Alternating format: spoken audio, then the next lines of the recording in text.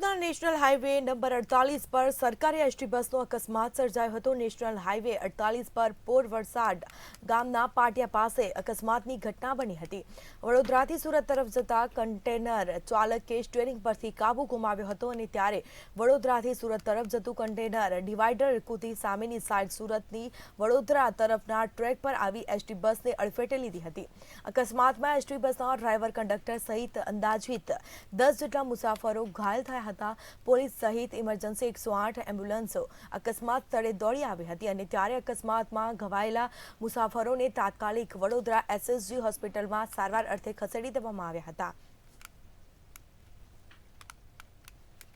અને સારવાર વિભાગની અંદર તાત્કાલિક આવનાર પેશન્ટોને સારવાર મળી રહે એ માટેની તમામ તૈયારીઓ પેશન્ટ આવતા પહેલાં એમને કરાવી લીધી હતી અને લગભગ 10 લોકો જે ઈજાગ્રસ્ત હતા જેને તાત્કાલિક સારવારની જરૂર હતી, જે ગંભીર ઈજાઓ છે એમને તમામ લોકોને અહીંયા આગળ એસએસજી ખાતે લાવી અને તાત્કાલિક ધોરણે સારવાર મળે એ રીતેની તમામ તૈયારીને કારણે અત્યારે તમામ પેશન્ટોની સારવાર ડૉક્ટરો દ્વારા ચાલુ છે।